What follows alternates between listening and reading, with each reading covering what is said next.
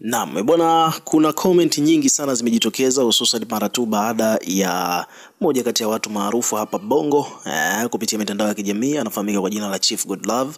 Huyu jamaa bwana amezungumza jambo kuhusiana na issue ambayo inamwandama Ibra, na maoni yamekuwa ni mengi. Niko hapa kwa ajili ya kukusomea baadhi ya comment ambazo zimejitokeza mara tu baada ya Chief Godlove kutangaza baada ya kuona kwamba Ibra ametangaza kwamba anataka kujitoa Konde Gang, amefukuzwa lakini anataka kutoka pia, amechajiwa bilioni 1 na Ibra amekiri kwamba hajawahi kushika bilioni tokea azaliwe, hata robo ya hiyo bilioni ambayo ni milioni 250 Ibra amedai kwamba hajawahi kushika tokea azaliwe. Sasa kuchajiwa bilioni ni kama vile tu anataka kumkwamisha, kwa hiyo Ibra amerudi kwa Watanzania kuomba msaada. Sasa moja kwa moja ni kwamba Chief Godlove amesema kwamba yeye atamchangia, na baada ya kuzungumzia hivyo basi watu wamekuja kuweka maoni yao hapa.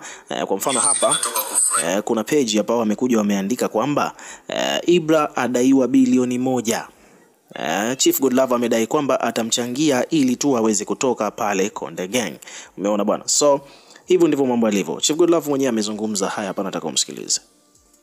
Lakini nisikitika sana leo, nimeona anasikitika kwamba lebo yake inamdai bilioni 1 na nini, anaomba Watanzania wamchangie.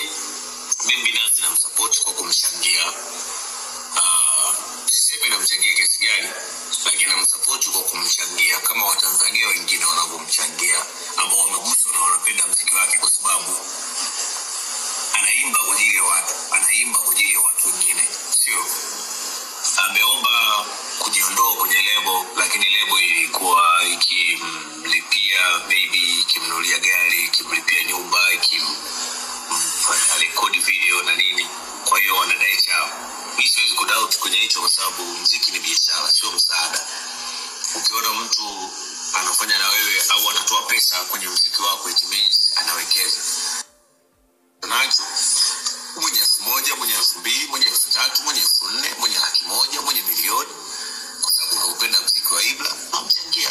Hata mimi sio nitaenda kumchangia. Nadhani leo mpaka kesho jioni nitakuwa nishamtumia hiyo pesa, kwa sababu kaweka kwenye account yake namba ya kumchangia.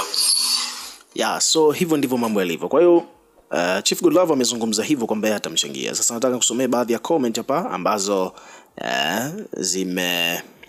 zimejitokeza hapa. Kwa mfano, kuna huyu hapa anasema bwana, ile wa Bongo bwana, mbona Mtanzania mwenzetu hamjamchangia huko Sudani atoke jela?